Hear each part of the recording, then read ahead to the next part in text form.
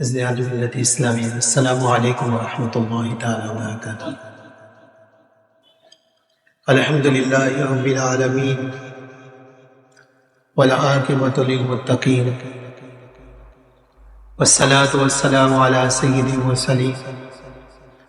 وعلی آلہ وصحبہ اجمعین، اما بعد فاعوذ باللہ من الشیطان الرجیم، بسم اللہ الرحمن الرحیم۔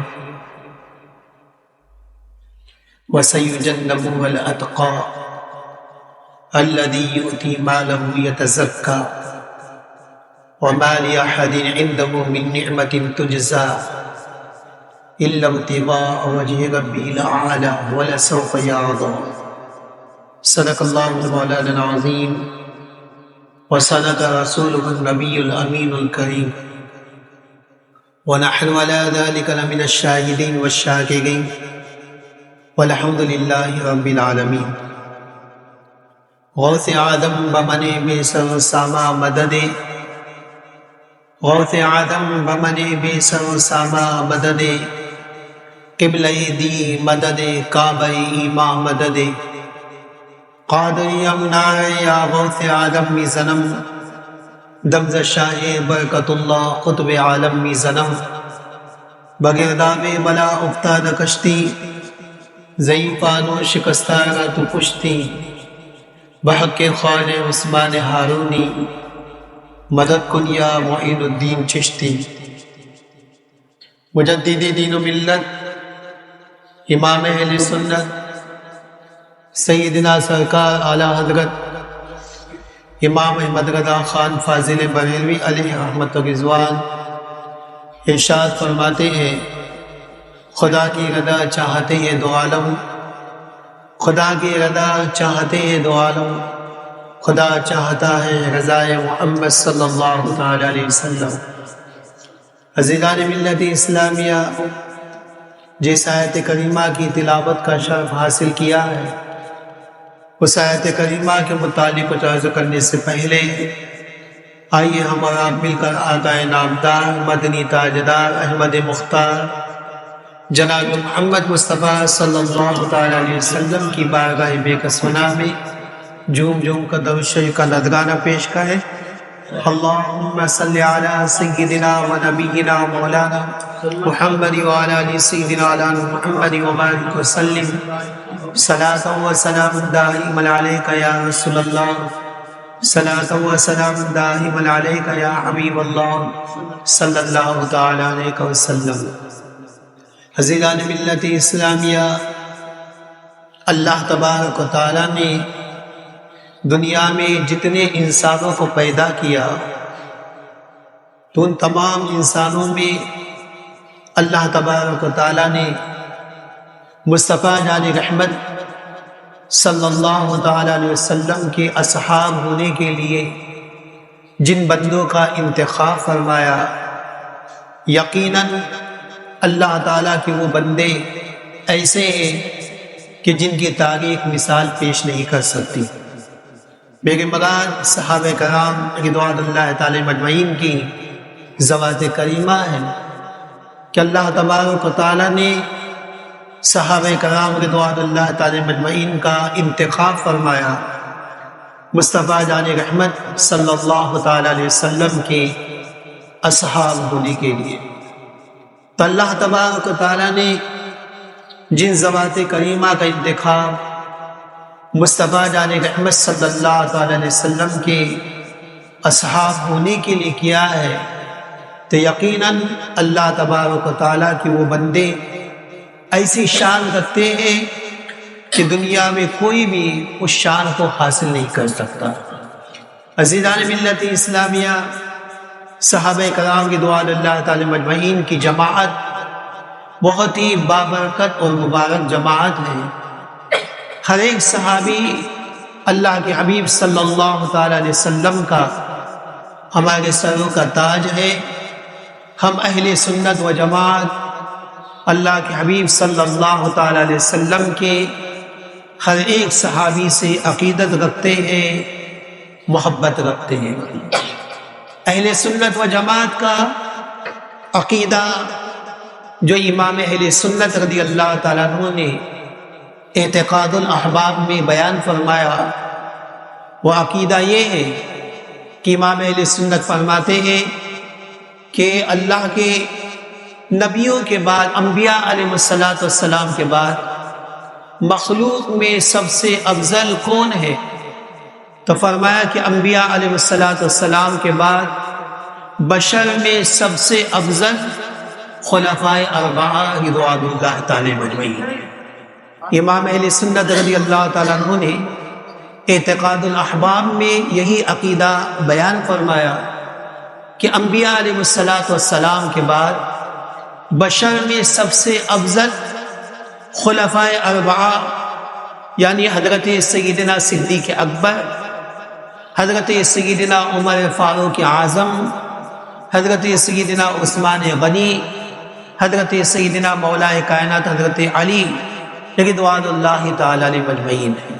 اس کے بعد آگے ارشاد فرماتے ہیں کہ وہ خلفائے اربعہ میں سب سے افضل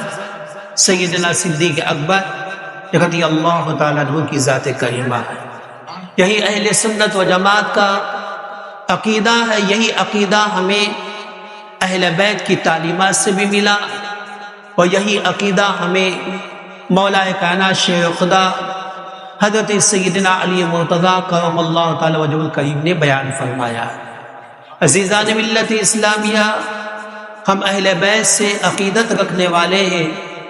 ہم اہل بیت سے محبت رکھنے والے ہیں، تو اس عقیدت و محبت کا تقاضا یہ ہے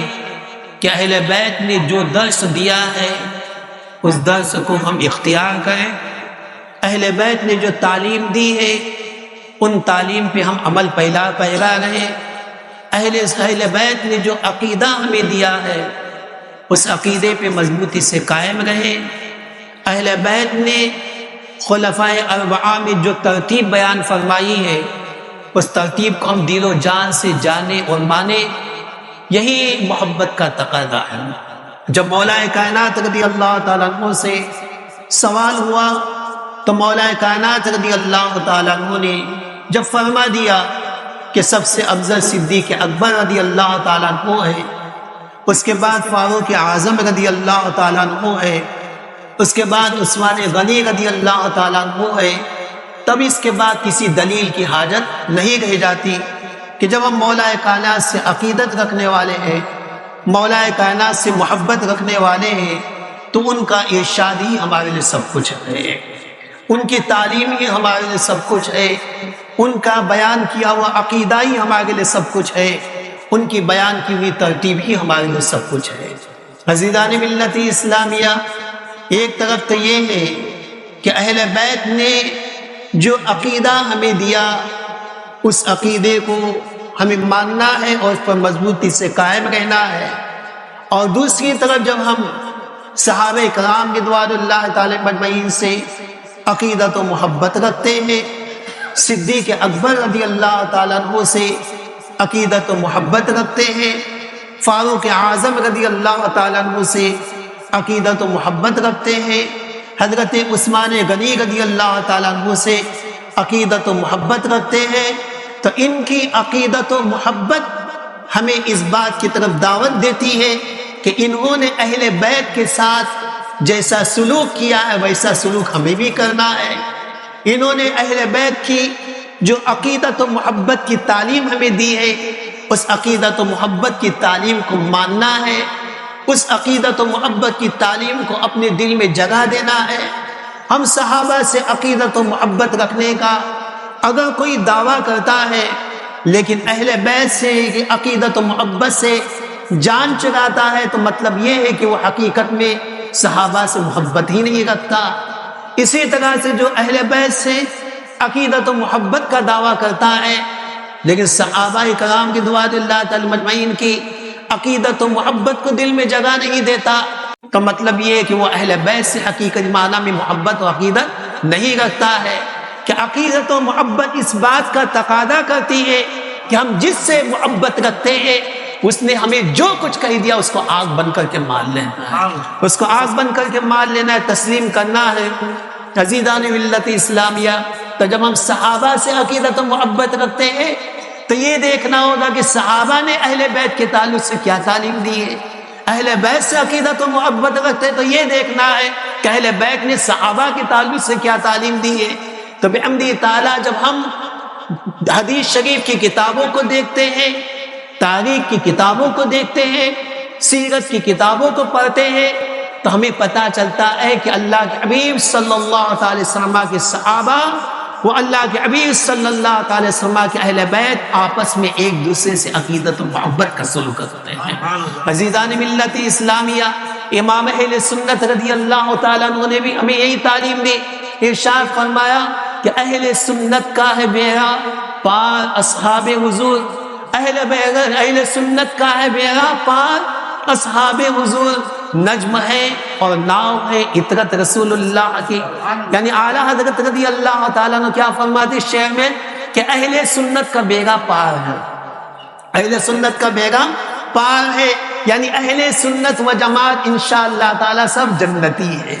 سب جنت کے مستحق ہے، ان کا بیڑا پار ہے، جہنم سے آزاد ہے، جنت کے مستحق ہے۔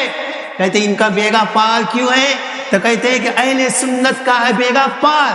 اصحاب وضو نجم ہے، یعنی اللہ کے حبیب صلی اللہ علیہ وسلم کے جتنے صحابہ ہیں وہ سب ستارے ہیں، جتنے صحابہ ہیں وہ سب ستارے ہیں۔ تو فرماتے اصحاب وضو نجم ہے اور ناؤ ہے عطرت رسول اللہ کی۔ فرماتے ہیں کہ اللہ کے حبیب صلی اللہ علیہ وسلم کے اہل بیت یہ ناؤ ہے، یہ کشتی ہے۔ تو دو حدیث شریف کی طرف اعلیٰ حضرت رضی اللہ تعالیٰ عنہ نے اشارہ فرمایا ہے۔ ایک حدیث شریف وہ ہے جس میں اللہ کے حبیب صلی اللہ تعالیٰ علیہ وسلم ارشاد فرماتے ہیں اصحابی کالنجوم فبأیہم اقتدیتم اہتدیتم، کہ میرے صحابہ ستاروں کی مانند ہیں، ان میں سے جس کی بھی تم اقتدا کرو گے تو تم کامیاب ہو جاؤ گے۔ اور دوسری حدیث شریف ہے جس میں آقا کریم صلی اللہ تعالی وسلم نے ارشاد فرمایا کہ مثل اہل بیتی کا سفینۃ نوح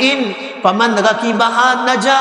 اللہ کے نبی صلی اللہ علیہ وسلم نے ارشاد فرمایا کہ میرے اہل بیت کی مثال نوح علیہ السلام کی کشتی کی طرح ہے، کہ جو نوح علیہ السلام کی کشتی میں طوفان نوح جب آیا تھا تو نوح علیہ السلام کی کشتی میں جو سوار ہو گیا وہ بچ گیا، اسی طرح میرے اہل بیت کی کشتی میں جو سوار ہو گیا وہ بھی کامیاب ہو گیا۔ تو آقا کریم صلی اللہ تعالی وسلم کا ارشاد مبارک ہے۔ تو انہی دونوں حدیث مبارک کو سامنے رکھ کر کے امام اہل سنت نے فرمایا کہ ہم اہل سنت و جماعت کا معاملہ یہ ہے کہ ہم صحابہ سے بھی عقیدت و محبت رکھتے ہیں، اہل بیت سے بھی عقیدت و محبت رکھتے ہیں۔ ہمارے ہاتھ میں صحابہ کا بھی دامن ہے، ہمارے ہاتھ میں اہل بیت کا بھی دامن ہے۔ تو فرمایا اہل سنت کا ہے بیڑا پار، اصحاب حضور نجم ہے اور ناؤ ہے عطرت رسول اللہ۔ عزیزان ملت اسلامیہ، تو صحابہ کرام کی رضوان اللہ تعالی مجمعین میں سے ہر ایک صحابی سے ہم عقیدت و محبت رکھتے ہیں، ہر ایک صحابی سے ہم محبت رکھتے ہیں، ہر ایک صحابی ہمارے سروں کے تاج ہے۔ کہ میرے عزیز جب بات آ جائے جناب صدیق اکبر رضی اللہ تعالیٰ عنہ کی، تو اللہ تعالیٰ نے ان کی شان کو کس قدر عرفہ و اعلیٰ فرمایا ہے۔ ارے جن کے تعلق سے قرآن کریم شہادت عطا فرمائے، جن کی شان قرآن مقدس بیان فرمائے، ہماری زبانوں میں کیا طاقت ہے کہ سیدنا صدیق اکبر رضی اللہ تعالیٰ عنہ کے فضائل کو کما حق بیان کر سکے۔ عزیزان ملت اسلامیہ، یہ تو ان کا کرم ہے کہ اللہ تبارک و تعالیٰ نے ان کے صدقے میں ہمیں اجازت دی کہ ان بابرکت نام کو ہم اپنی زبان سے لے لیتے ہیں، ان پاکیزہ نام کو ہم اپنی زبان سے لے لیتے ہیں۔ ورنہ حقیقت تو یہ ہے کہ ہماری زبانیں جس طرح سے گناہوں میں مبتلا ہیں، ہم رات دن نہ جانے ان زبانوں کو، اس زبان کو کتنے گناہوں کے کاموں میں لگائے رکھتے ہیں۔ تو ہماری زبان تو گناہوں میں آلودہ ہو چکی ہے۔ تو دیکھا جائے تو اس زبان کو تو اجازت ہی نہیں ہونی چاہیے کہ اللہ کے نیک بندوں کا اس زبان سے ذکر کرے، لیکن اللہ تبارک و تعالیٰ نے اپنے نیک بندوں کے صدقے میں کرم فرمایا کہ ہماری زبانیں گناہوں میں آلودہ ہونے کے باوجود بھی اللہ نے اجازت دی کہ ہم اپنے زبانوں سے اس کے نیک بندوں کا ذکر کر سکتے ہیں۔ اور معاملہ یہ ہے کہ جب ان کے اپنی زبان سے جب اللہ کے نیک بندوں کا ذکر کرتے ہیں تو ان کے ذکر کی برکت سے اللہ ہماری زبانوں کو پاک صاف فرما دیتا ہے۔ عزیزان ملت اسلامیہ، قرآن کریم کی آیت کریمہ تلاوت کی گئی، اللہ تبارک و تعالیٰ ارشاد فرماتا ہے وَسَيُجَنَّبُهُ الْأَتْقَى، الذی یؤتی مالہ یتزکی وما لأحد عنده من نعمت تجزی الا ابتغاء وجہ ربہ الاعلی ولسوف یرضی۔ اس آیت کریمہ میں کس کا ذکر ہے؟ مفسرین کرام نے اپنی کتابوں میں بیان فرمایا کہ اس آیت کریمہ میں اللہ تبارک و تعالیٰ نے جناب صدیق اکبر رضی اللہ تعالیٰ عنہ کی شان بیان فرمائی ہے۔ وَسَيُجَنَّبُهُ الْأَتْقَى، اللہ تعالیٰ فرماتے ہیں کہ اللہ کا ایک بندہ ایسا ہے جو جہنم سے دور رکھا جائے گا۔ اتقا بندہ ایسا ہے، وَسَيُجَنَّبُهُ الْأَتْقَى، اتقا بندہ ایسا ہے۔ اتقا کون؟ سب سے زیادہ متقی، سب سے زیادہ تقوی پرہیزگاری والے، وہ کون؟ جناب صدیق اکبر رضی اللہ تعالیٰ عنہ۔ فرمایا کہ جہنم سے دور رکھے جائیں گے۔ وَسَيُجَنَّبُهُ الْأَتْقَى الَّذِي يُؤْتِي مَالَهُ يَتَزَكَّى، کہ جو اپنے مال کو اللہ کی راہ میں خرچ کرتا ہے، اپنے مال کو صاف ستھرا کرتا ہے۔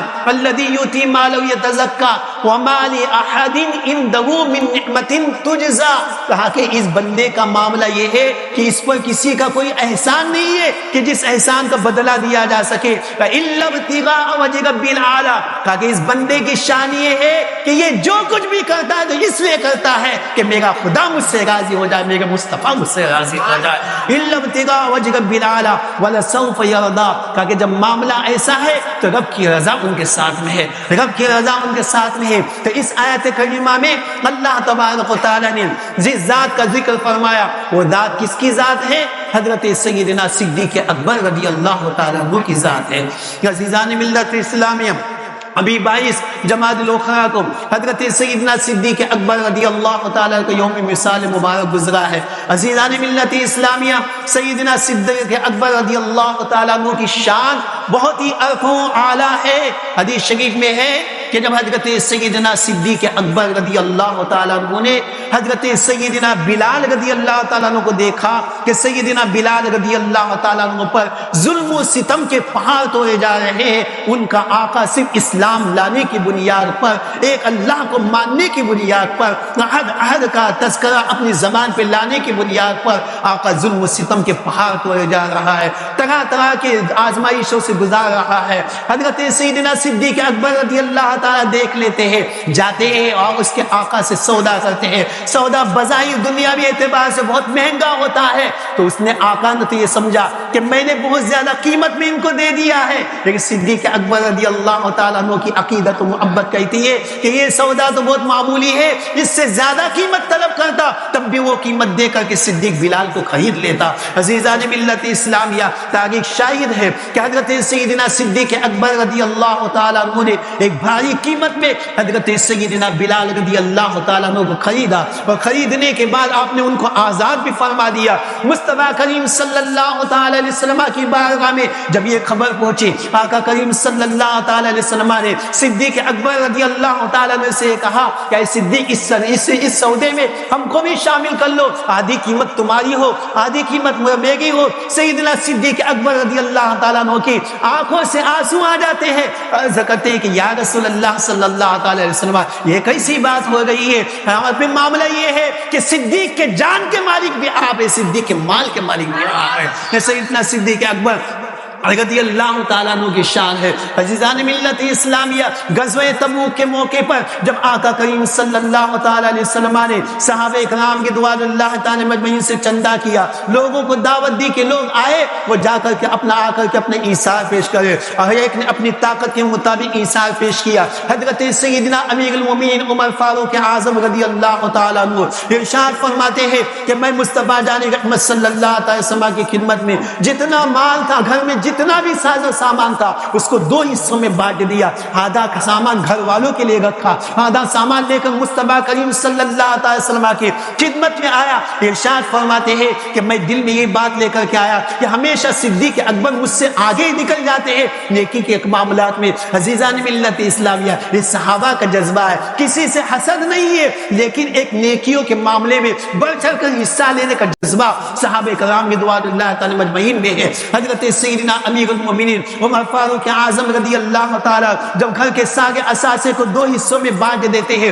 گھر کا پورا آدھا سامان مصطفیٰ کریم صلی اللہ علیہ وسلم کی خدمت میں لے کر حاضر ہوئے ہیں، وہ حاضر ہونے کے بعد دل میں کیا ارادہ ہے کہ ہمیشہ صدیق اکبر رضی اللہ تعالیٰ عنہ مجھ سے سبقت لے کر کے چلے جاتے ہیں، مجھ سے آگے بڑھ جاتے ہیں، آج تو میں حضرت صدیق اکبر سے ضرور آگے نکل جاؤں گا۔ عزیزان ملت اسلامیہ، مصطفیٰ کریم صلی اللہ علیہ وسلم نے پوچھا اے فاروق گھر والوں کے لیے کیا چھوڑ کر کے آئے ہو؟ ارشاد فرمایا یا رسول اللہ صلی اللہ تعالی وسلم آدھا اثاثہ لے کر کے آیا ہوں، آدھا اثاثہ گھر والوں کے لیے چھوڑ کر کے آیا ہوں۔ کچھ ہی دیر گزری کہ صدیق اکبر رضی اللہ تعالیٰ عنہ تشریف لاتے ہیں، جب تشریف لائے وہ مصطفیٰ کریم صلی اللہ علیہ وسلم کی خدمت میں اپنا اثاثہ پیش کیا۔ آقا کریم صلی اللہ علیہ وسلم نے پوچھا کہ صدیق گھر والوں کے لیے کیا چھوڑ کر کے آیا ہو؟ صدیق اکبر رضی اللہ تعالیٰ نے جواب ارشاد فرمایا کہ یا رسول اللہ صلی اللہ تعالیٰ وسلم گھر میں جو کچھ بھی تھا اللہ اس کے رسول کی رضا کے لیے لے کر کے آیا ہوں، اور گھر والوں کے لیے اللہ اس کے رسول کو چھوڑ کر کے آیا ہوں، گھر والوں کے لیے اللہ اس کے رسول کو چھوڑ کر کے آیا ہوں۔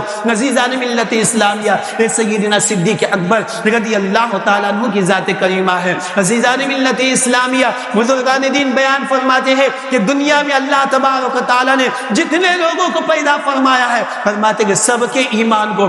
فرماتے کہ جتنے انبیاء علیہ السلام کی امت آئی ہے، فرماتے کہ ساری امتیوں کے ایمان کو ایک پلے میں رکھا جائے، اور صدیق اکبر کی ایمان کو میزان کے دوسرے پلے میں رکھا جائے تو صدیق اکبر رضی اللہ تعالیٰ عنہ کے ایمان کا پلہ سب سے بھاری ہو جائے گا۔ عزیزان ملت اسلامیہ، سیدنا صدیق اکبر رضی اللہ تعالیٰ عنہ کی ذات کریمہ ہے۔ عزیزان ملت اسلامیہ، سیدنا صدیق اکبر رضی اللہ تعالیٰ عنہ کو آقا کریم صلی اللہ علیہ وسلم سے کیسی عقیدت ہے، کیسی محبت ہے۔ آپ جانتے کہ ہجرت کے شب جب حضرت سیدنا صدیق اکبر رضی اللہ تعالیٰ عنہ مصطفیٰ کریم صلی اللہ علیہ وسلم کے ساتھ میں ہے تو فرماتے کی روایتوں میں ہے کہ سیدنا صدیق اکبر رضی اللہ تعالیٰ عنہ کبھی آگے نکل جاتے ہیں، کبھی آقا کریم صلی اللہ علیہ وسلم کے پیچھے ہو جاتے ہیں، کبھی دائیں ہو جاتے ہیں، کبھی بائیں ہو جاتے ہیں۔ مصطفیٰ کریم صلی اللہ تعالی وسلم نے غیب کی خبر دینے والے نبی نے پوچھا کہ صدیق یہ کیا معاملہ ہے؟ کبھی آگے ہو جاتے ہو، کبھی پیچھے ہو جاتے ہو، کبھی دائیں ہو جاتے ہو، کبھی بائیں ہو جاتے ہو۔ کہنے لگے یا رسول اللہ صلی اللہ تعالی وسلم کبھی یہ سوچتا کہ دشمن آگے سے نہ آ جائے تو آپ کی حفاظت کے لیے آگے ہو جاتا ہو، کبھی سوچتا کہ پیچھے سے نہ آ جائے آپ کی حفاظت کے لیے پیچھے ہو جاتا ہو، کبھی سوچتا دائیں سے نہ آ جائے آپ کی حفاظت کے لیے دائیں ہو جاتا ہو، کبھی سوچتا کہ بائیں سے نہ آ جائے آپ کی حفاظت کے لیے بائیں ہو جاتا ہو۔ یہ آقا کریم صلی اللہ علیہ وسلم کے صحابی صدیق اکبر رضی اللہ تعالیٰ عنہ کہ ہجرت کے شب میں بھی یہ بتا گئے ہیں کہ صدیق یہ چاہتا ہے کہ سب سے پہلا آنے والا تیر اگر لگے تو صدیق کے سینے پہ آ کر کے لگے، کوئی نیزہ لگے تو صدیق کے سینے پہ آ کر کے لگے۔ حضرت سیدنا صدیق اکبر رضی اللہ تعالیٰ عنہ کی ذات کریمہ ہے۔ عزیزان ملت اسلامیہ، سیدنا صدیق اکبر رضی اللہ تعالیٰ عنہ کی دین اسلام میں جو خدمتیں ہیں ان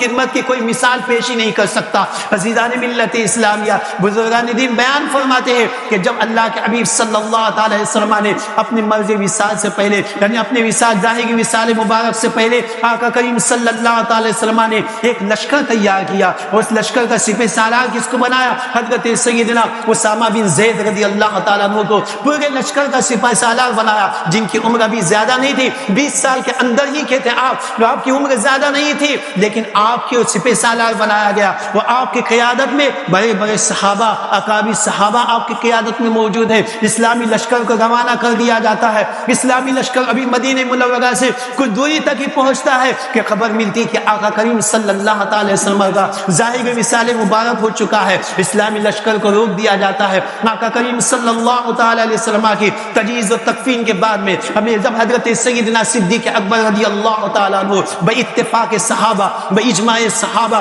جب خلیفۃ المسلمین بنتے ہیں، مسلمانوں کے خلیفہ آپ کو مقرر کیا جاتا ہے، حضرت سیدنا صدیق اکبر رضی اللہ تعالی صحابہ کی بیٹھک بلاتے ہیں، صحابہ کی میٹنگ بلاتے ہیں مشورہ لینے کے لیے کہ آقا کریم صلی اللہ تعالی وسلم نے جس لشکر کو روانہ کیا تھا اس لشکر کو روانہ کیا جائے یا روک لیا جائے۔ عزیزان ملت اسلامیہ، روایتوں میں کہ صحابہ کی رائے آئی کہ اسلامی لشکر کو روانہ نہ کیا جائے، اسلامی لشکر کو روک دیا جائے۔ کہا کہ کیوں؟ کہتے ہیں اس لیے کہ جب مدینہ اسلامی لشکر سے خالی ہو جائے گا، دشمنوں کو خبر مل جائے گی تو دشمن چاروں طرف سے مدینہ منورہ پہ ٹوٹ پڑے گی۔ حضرت سیدنا صدیق اکبر رضی اللہ تعالیٰ عنہ نے اس وقت ارشاد فرمایا کہ جس لشکر کو مصطفیٰ نے روانہ کیا ہے، صدیق کی کیا مجال ہے کہ اس لشکر کو روک دے۔ حضرت سیدنا صدیق اکبر رضی اللہ تعالیٰ عنہ نے اس لشکر کو روانہ کیا تو بات یہ آئی کہ ٹھیک ہے آپ لشکر کو روانہ کرتے تو ایسا کیجئے صرف سالار تبدیل کر دیجئے، اس لیے کہ حضرت اسامہ بن زید رضی اللہ تعالیٰ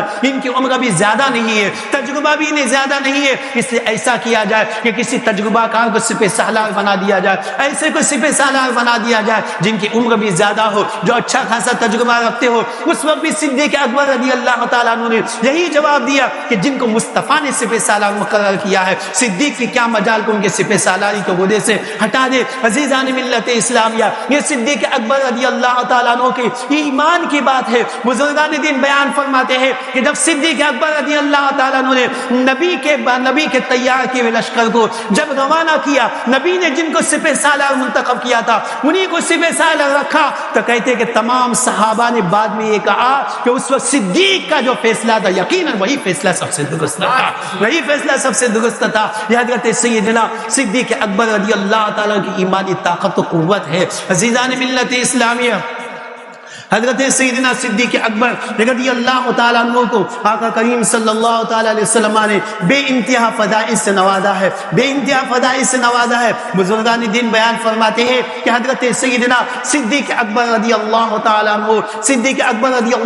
عنہ نے مصطفیٰ کریم صلی اللہ تعالیٰ علیہ وسلم سے جس قدر فیوز و برکات حاصل کیے، کسی اور نے اس قدر فیوز و برکات حاصل نہیں کیے۔ عزیزان ملت اسلامیہ، حضرت سیدنا صدیق اکبر رضی اللہ تعالیٰ کی شان بہت ہی نرالی ہے۔ عزیزان ملت اسلامیہ، میں نے یہ بات شروع میں بیان کی کہ ہم صحابہ سے بھی محبت رکھنے والے ہیں، اہل بیت سے بھی عقیدت و محبت رکھنے والے ہیں۔ اہل بیت سے عقیدت و محبت کا تقاضا یہ ہے کہ ان کی بیان کردہ تعلیم کو ہم مانیں، انہوں نے جو نظریہ ہم کو دیا اس نظریے کو ہم تسلیم کریں، انہوں نے جو باتیں بیان کی، جو عقیدہ دیا ان عقیدے پہ مضبوطی سے قائم رہے۔ اسی طرح صحابہ کرام رضوان اللہ تعالی مجمعین سے ہم عقیدت و محبت رکھتے ہیں، تو اس عقیدت و محبت کا تقاضا یہ ہے کہ صحابہ نے اہل بیت کے تعلق سے جو تعلیم دی اس تعلیم کو ہم اپنے سینے سے لگائیں، ان کی تعلیم پہ ہم عمل کرنے والے بن جائیں۔ آپ دیکھیں کہ اللہ کے حبیب صلی اللہ تعالی وسلم کے صحابہ اہل بیت کے ساتھ کس طرح سے عقیدت و محبت رکھتے تھے۔ امام مناوی رضی اللہ تعالیٰ عنہ نے اپنی کتاب میں تحریر فرمایا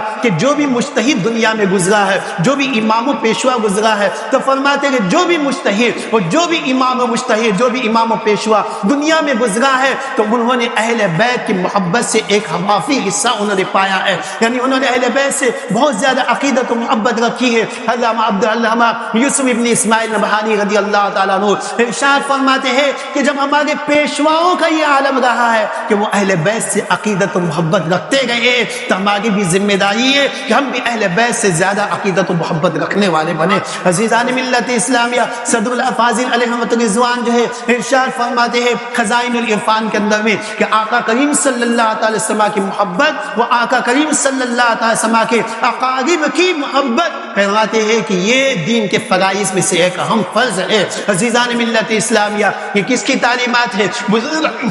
بزرگان دین کی تعلیمات ہے۔ روایتوں میں ہے کہ حضرت سیدنا عباس رضی اللہ تعالیٰ عنہ یہ آقا کریم صلی اللہ تعالی وسلم کے چچا ہوتے ہیں، مصطفیٰ علیہ وسلم کے چچا ہے، اہل بیت میں سے ہے۔ حضرت سیدنا عباس رضی اللہ تعالیٰ صحابہ کو ان سے عقیدت و محبت کیسی؟ تو روایتوں میں آتا ہے کہ جب حضرت سیدنا عباس رضی اللہ تعالی عنہ جب کسی محفل میں ہوتے، صحابہ کرام رضوان اللہ تعالی مجمعین ان کی آمد پر ان کے استقبال کے لیے کھڑے ہو جایا کرتے تھے۔ روایتوں میں آتا ہے کہ جب حضرت سیدنا عباس رضی اللہ تعالی کی خدمت میں صحابہ آتے تو حضرت سیدنا عباس رضی اللہ تعالی کے ہاتھوں کو بھی بوسہ دیتے تھے، وہ آپ کے قدموں کو بھی بوسہ دیتے تھے۔ جب صحابہ کرام رضوان اللہ تعالی مجمعین کوئی مجلس سے مشاورت قائم کرتے تو اس مجلس میں حضرت سیدنا عباس رضی اللہ تعالیٰ عنہ کو ضرور شامل فرماتے، ان سے بھی مشورہ لیتے اور ان کے مشورے کو ان کے مشورے میں ان کی جو رائے آتی تھی تو ان کی رائے کو ادب و احترام کی نگاہوں سے دیکھا جاتا تھا۔ حضرت سیدنا عباس رضی اللہ تعالیٰ کے تعلق سے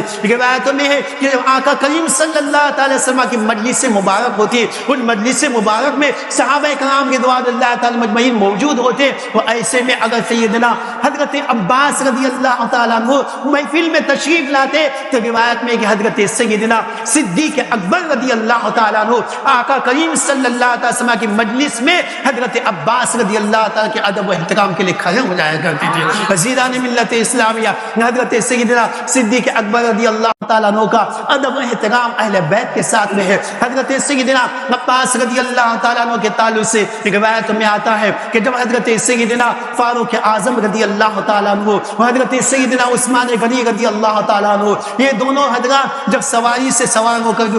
گزرا کرتے اور ان کی نگاہ ان کے سامنے جب حضرت سیدنا عباس رضی اللہ تعالیٰ عنہ آ جاتے تو روایت میں کہ یہ دونوں حضرات یعنی فاروق اعظم رضی اللہ تعالیٰ عنہ حضرت عثمان غنی رضی اللہ تعالیٰ یہ دونوں حضرات اپنی سواری سے نیچے اتر جایا کرتے تھے اور جب تک حضرت عباس رضی اللہ تعالیٰ ان کے سامنے سے گزر نہیں جاتے تب تک وہ سواری میں بیٹھا نہیں کرتے تھے۔ کہ حضرت سیدنا فاروق اعظم حضرت عثمان غنی رضی اللہ تعالیٰ عنہ کا ادب و احترام ہے کس کے ساتھ؟ حضرت سیدنا عباس رضی اللہ تعالیٰ عنہ کے ساتھ، اہل بیت کے ساتھ ان کا ادب و احترام ہے۔ حضرت سیدنا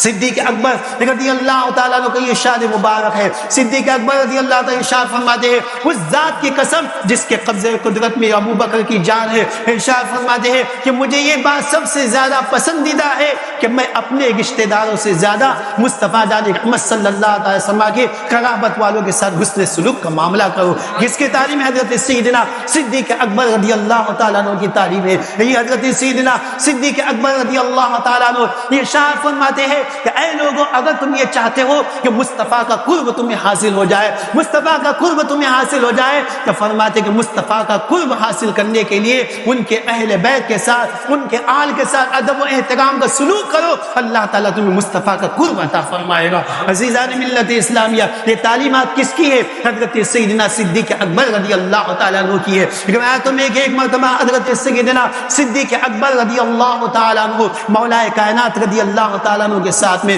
جب مسجد سے واپس تشریف لا رہے تھے تو راستے میں دیکھا کہ حضرت سیدنا امام حسن مجتبی رضی اللہ تعالیٰ جو ابھی بچے تھے جو کھیل رہے تھے تو حضرت سیدنا صدیق اکبر رضی اللہ تعالیٰ آگے بڑھتے ہیں، وہ آگے بڑھنے کے بعد میں امام حسن مجتبی رضی اللہ تعالیٰ کو اٹھا لیتے ہیں، وہ اٹھانے کے بعد ان کے چہرے کو دیکھتے ہیں اور چہرے کو دیکھنے کے بعد کہتے ہیں کہ اے حسن تم مصطفیٰ کی طرح دکھتے ہو، علی کی طرح نہیں دکھتے ہو۔ مولا کائنات رضی اللہ سن کر کے مسکرانے لگے۔ عزیزان ملت اسلامیہ، یہ ادب و احترام تھا صحابہ کرام رضوان اللہ تعالی مجمعین کا اہل بیت کے ساتھ میں۔ ایک روایت میں ہے کہ حضرت سیدنا صدیق اکبر رضی اللہ تعالیٰ عنہ آقا کریم صلی اللہ علیہ وسلم کی مجلس میں موجود ہے، مسجد نبوی ہے، مسجد نبوی کھچا کھچ صحابہ کرام رضوان اللہ تعالی مجمعین سے بھری ہوئی ہے، کہیں پہ بیٹھنے کی جگہ وہاں پہ موجود نہیں ہے۔ عزیزان ملت اسلام روایتوں میں ہے کہ ایسے وقت میں حضرت مولا کائنات شیر خدا حضرت سیدنا علی مرتضیٰ کرم اللہ تعالی وجہ الکریم تشریف لاتے ہیں، وہ بیٹھنے کے لیے جگہ تلاش کر رہے ہیں کہ کوئی جگہ مل جائے تو وہاں پہ بیٹھ جاؤ۔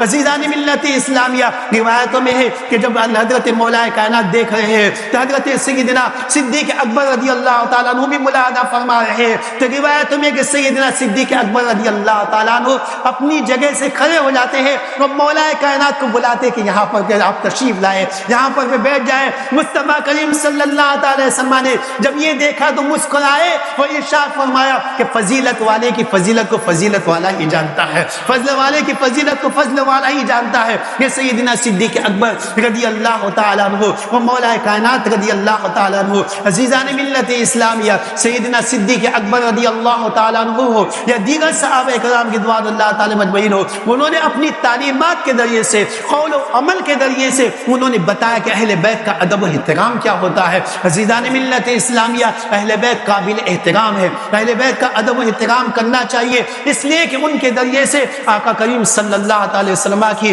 محبت ہمیں حاصل ہوتی ہے، مصطفیٰ جان محمد صلی اللہ علیہ وسلم کی عنایتیں ہمیں حاصل ہوتی ہے، مصطفیٰ کریم صلی اللہ علیہ وسلم کی شفقتیں ہمیں حاصل ہوتی ہے۔ عزیزان ملت اسلامیہ، یہی تعلیم ہمیں دی ہے بزرگان دین نے اپنی کتابوں میں، بزرگان دین نے یہی باتیں ہمیں بیان فرمائی ہے۔ عزیزان ملت اسلامیہ، آج ہم صحابہ کرام رضوان اللہ تعالی مجمعین سے عقیدت و محبت کا دم بھرتے ہیں، صحابہ کرام رضوان اللہ تعالیٰ مجمعین کی محبت کا بھی ہم دعویٰ کرتے ہیں، اہل بیت سے عقیدت و محبت کا بھی دعویٰ کرتے ہیں، لیکن میرا عزیز ہمارا عمل اس کے خلاف نظر آتا ہے، ہمارا عمل اس کے خلاف نظر آتا ہے۔ اللہ تبارک و تعالیٰ کے ان نیک بندوں سے جب ہم محبت رکھتے ہیں تو محبت کا تقاضا یہ ہے کہ انہوں نے جن نیک اعمال سے محبت کی ہے ہمیں بھی ان نیک اعمال سے محبت کرنا چاہیے۔ انہوں نے نمازوں سے محبت کی ہے ہمیں بھی نمازوں سے محبت کرنا چاہیے۔ انہوں نے نمازوں کی پابندی کی ہے ہمیں بھی نمازوں کی پابندی کرنا چاہیے۔ انہوں نے وہ کام کیا ہے جس سے اللہ اس کا رسول راضی ہو جائے، ہمیں بھی وہ کام کرنا چاہیے جس سے اللہ اس کا رسول راضی ہو جائے۔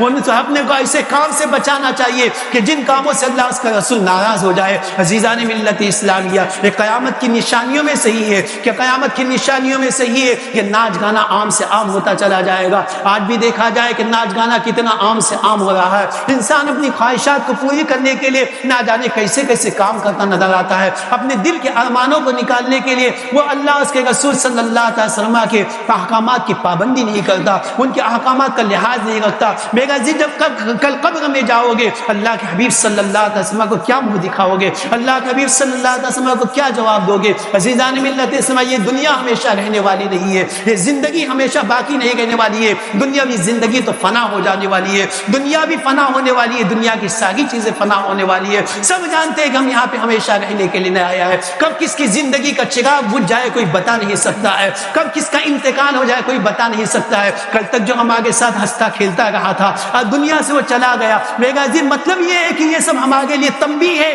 کہ آج بھی یہ وقت ہے سدھر جاؤ، آج بھی وقت ہے کہ سدھر جاؤ، برے اعمال سے اپنے آپ کو بچا لو، گناہوں کے کاموں سے اپنے آپ کو بچا لو۔ میرا عزیز آج ہم گناہوں کے اندر میں زندگی گزارتے ہیں، برے کاموں میں زندگی گزارتے ہیں، اللہ اس کے رسول صلی اللہ تعالی وسلم کی نافرمانیوں پہ نافرمانیاں کیے جا رہے ہیں۔ اس کے بعد ہم یہ چاہتے ہیں ہم پہ کوئی مصیبت نہ آئے، اس کے بعد ہم چاہتے ہیں کہ ہم پہ کوئی پریشانی نہ آئے، اس کے بعد ہم چاہتے ہیں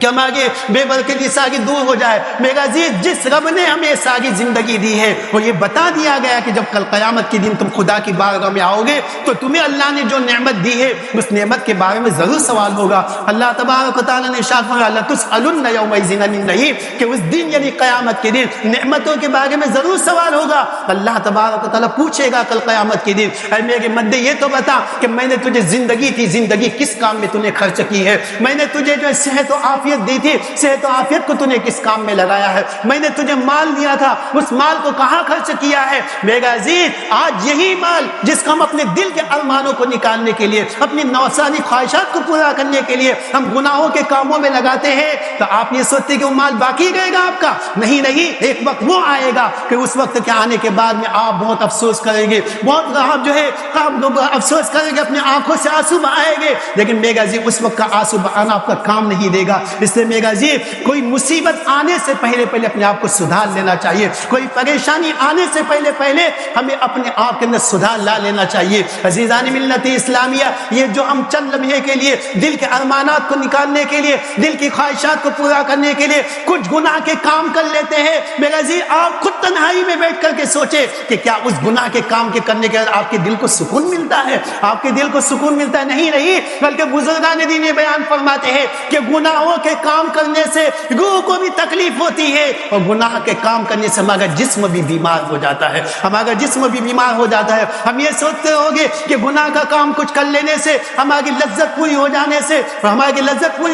سے ہماری جو سکون مل جائے گا، ہرگز سکون مل ہی نہیں سکتا۔ اس لیے کہ جب اللہ اس کے رسول نے فرما دیا کہ اللہ اس کے رسول نے گناہوں کے کاموں میں سکون نہیں رکھا ہے، گناہوں کے کاموں میں سکون نہیں رکھا ہے، تو میرا عزیز گناہ کے کام میں سکون مل ہی نہیں سکتا ہے۔ اور اللہ اس کے رسول نے فرما دیا کہ نیک کام کرنے میں اللہ نے دل کا سکون رکھا ہے۔ آپ نیک کام کر کے دیکھیں، دل کا سکون ملتا ہے۔ یہی وجہ ہے کہ آج دنیا کی دیگر قوموں کے لیے دل کا سکون پانے کے لیے کوئی ذریعہ نہیں ہے، لیکن بحمدہ تعالیٰ مذہب اسلام ایسا مذہب ہے کہ آج بھی جب کوئی پریشان ہو جاتا ہے اور پریشانیوں کے بعد میں جب اس کو سکون نہیں ملتا تو یہ جانتا ہے کہ جب میں خدا کی بارگاہ میں چلا جاؤں گا، وضو کر کے 2 رکعت نماز پڑھ لوں گا، سجدے میں جاؤں گا تو مجھے سکون مل جائے گا۔ جب اللہ کا ذکر کروں گا میرے دل کو سکون مل جائے گا. کیوں نہیں؟ اللہ کا کلام ارشاد فرماتا ہے الا بذکر اللہ تطمئن القلوب، کہ سنو اللہ کے ذکر سے دلوں کو اطمینان ملتا ہے، اللہ کے ذکر سے دلوں کو اطمینان ملتا ہے. تو میرے عزیز دلوں کو سکون حاصل کرنے والے کام کیجئے، دلوں کو اطمینان ملنے والے کام کیجئے. ٹینشن ہمارے ذہنوں میں پیدا ہو، ہمارا دل گھبراہٹ میں مبتلا ہو جائے، ذہن پریشان ہو جائے، یہ سب کی وجہ سے گناہوں کا کام کرنا ہے. تو گناہوں کے کام کرنے سے اپنے آپ کو بچائے. یہ دسمبر کا مہینہ ہے اور دسمبر کی 31 تاریخ آنے والی ہے، تو 31 جو کہا جاتا ہے، تو اس رات میں بھی اللہ تعالیٰ توفیق دے ہمارے جوانوں کو کہ جو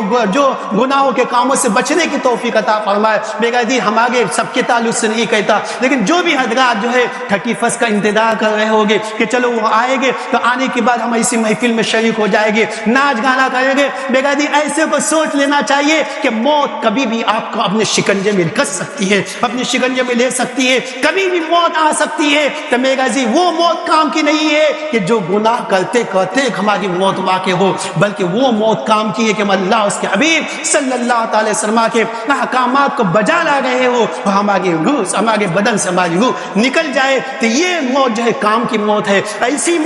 موت ہے کہ جس موت پر زمین میں نہیں بلکہ فرشتے بھی اس پر واہ واہ کہتے ہیں، فرشتے بھی اس کے پر اش اش کرتے ہیں. عزیزان ملت اسلامیہ، اس لیے آپ حضرات سے گزارش ہے کہ خصوصی طور پہ تمامی حضرات سے